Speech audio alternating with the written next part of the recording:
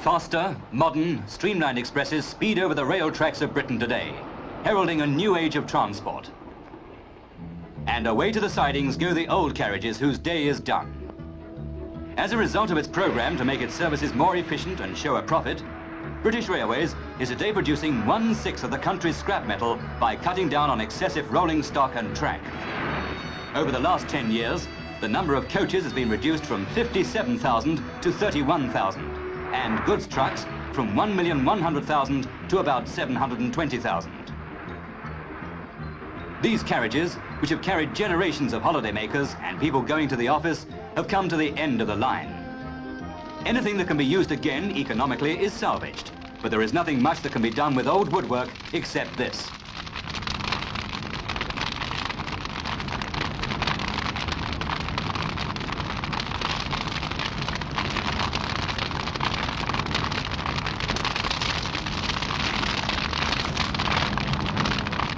In a nearby breaker's yard, the chassis are cut up and stacked, ready to be sent to the foundries. There, the metal will be melted down, and some of it will be used in making new steel for new coaches.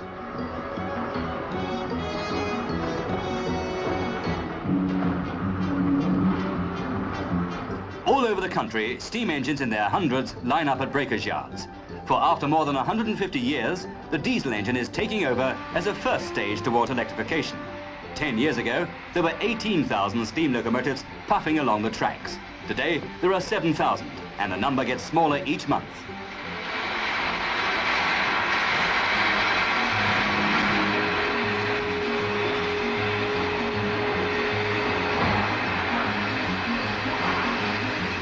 All this adds up to big business for the scrap department of British Railways, which today has an annual turnover of £20 million. It's all part of the bigger business of modernisation.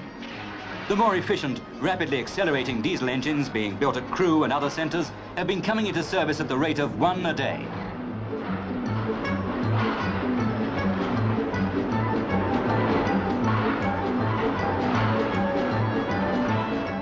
Today there are nearly 4,000 of them, and Britain now has the largest fleet of diesel locomotives and rail cars in the world.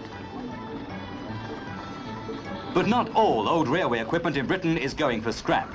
On the outskirts of Leeds, the Middleton Railway Trust, started 4 years ago by railway enthusiasts, today runs a service over 3 miles of old colliery track, the oldest stretch of railway track in the world. With 5 steam locomotives and 6 wagons, the 160 members of the trust operate a good service for local factories.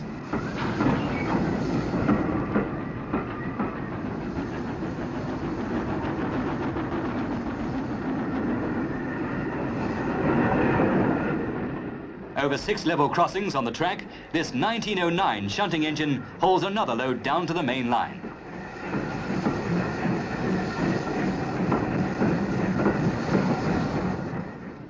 With British Railways closing down sections of track which don't pay their way, some stations are being converted into homes. Newmarket's impressive-looking old station, which now handles only a good service, is also the home of one of the porters, who lives in part of the building with his family. So there's a man who literally lives on the job. A horse is used for shunting at this station, since racehorses travel from here, and it was found that the noise of a locomotive was apt to make them nervous. For the porter's wife, there are compensations in living in the station. Her husband can't very well be late for meals.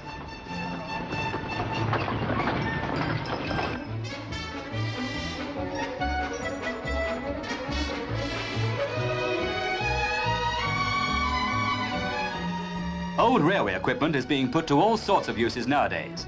Mr. Edward Walker, who plays the flute in one of the big London orchestras, has a signal in the back garden of his Middlesex home.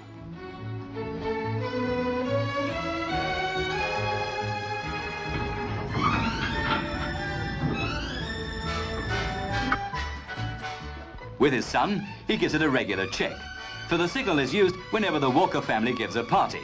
The green light means carry on, the red, go home. As on the railways, so on the roads. City buses also need to move with the times and be brought up to date.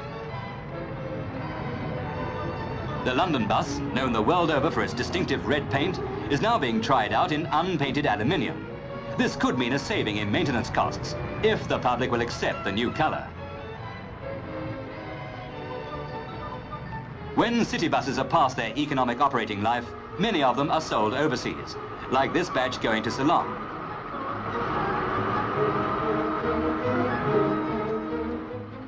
But what's happened to the trams?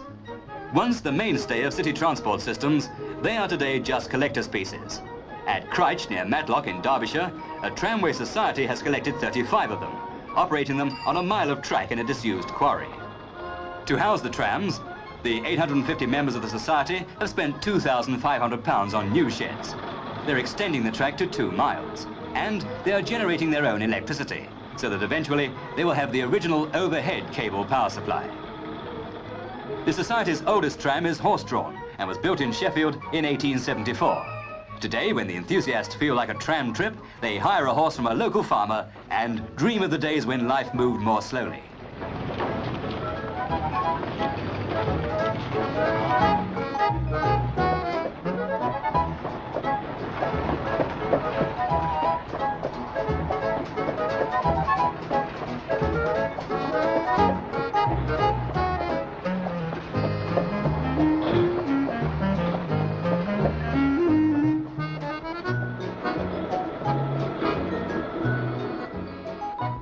For heavy-duty work in the past, the traction engine was an important part of the road transport system.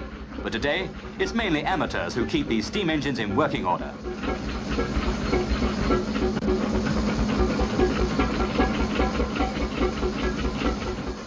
On a farm in Kent, 40-year-old surveyor Bob Whitehead fires up his 1904 model. And this early steam wagon, complete with solid tyres, is still licensed for running on the road.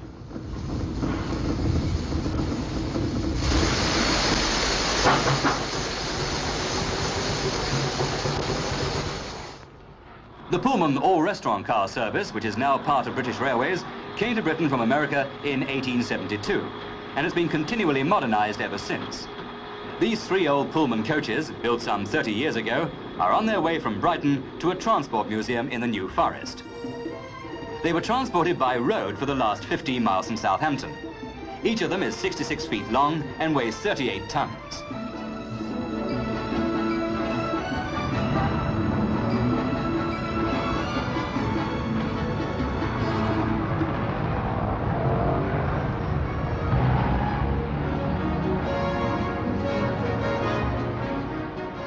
Things are certainly changing when a motorist has to pass a train on the road.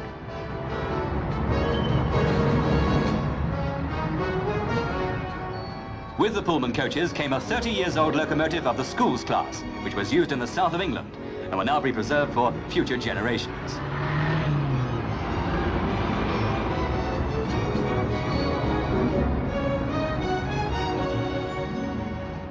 The 67-ton loco and coaches were run up onto the transporter on rails, and then at the museum, with rails waiting to take them, they were lowered inch by inch into their new home.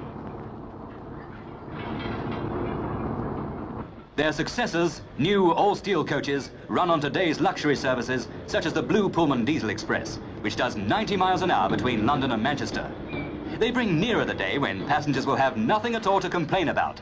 But don't worry, it's not likely to be this year.